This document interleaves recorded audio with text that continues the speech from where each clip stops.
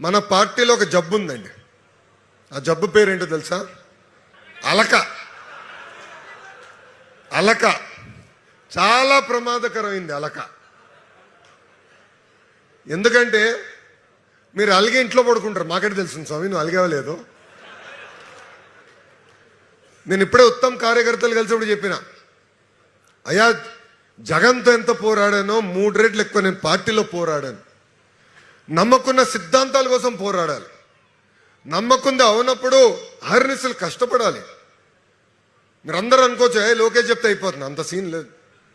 బాబు గారు చెప్పాలి, నచ్చ చెప్పాలి, మళ్ళీ 10 మందితో చర్చించాలి. ఎందుకంటే పార్టీ అనేది ఒక వ్యవస్థ. ఒక వ్యవస్థని ముందలు తీసుకెళ్లాలంటే సమిష్టి కృషి అనేది చాలా చాలా అవసరం.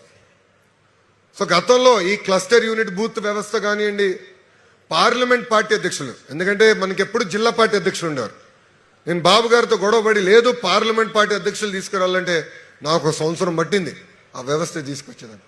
కానీ నమ్మాను, అది కరెక్ట్ పార్టీ కానీ నమ్మా. మాట్లాడా, పోరాడా, ఒక్కసారి అవులా, వేరేళ్ళని పట్టుకున్నా, అప్పుడు అవులా, ఇంకొకరు పట్టుకున్నా అవులా, సంవత్సరం తర్వాత అనుకుంది నేను సాధించా. అందుకే మనందరం కలిసికట్టుగా పనిచేయాలి.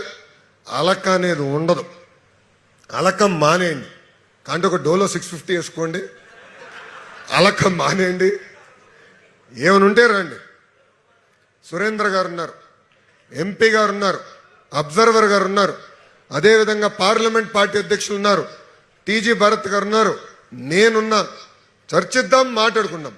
నేనన్నా మిమ్మల్ని కన్విన్స్ చేస్తా, మీరన్నా నన్ను కన్విన్స్ చేయాలి తప్ప అలాగే ఇంట్లో పడుతుందానికి లేనే లేదమ్మా. అందరూ ఒప్పుకుంటున్నారా?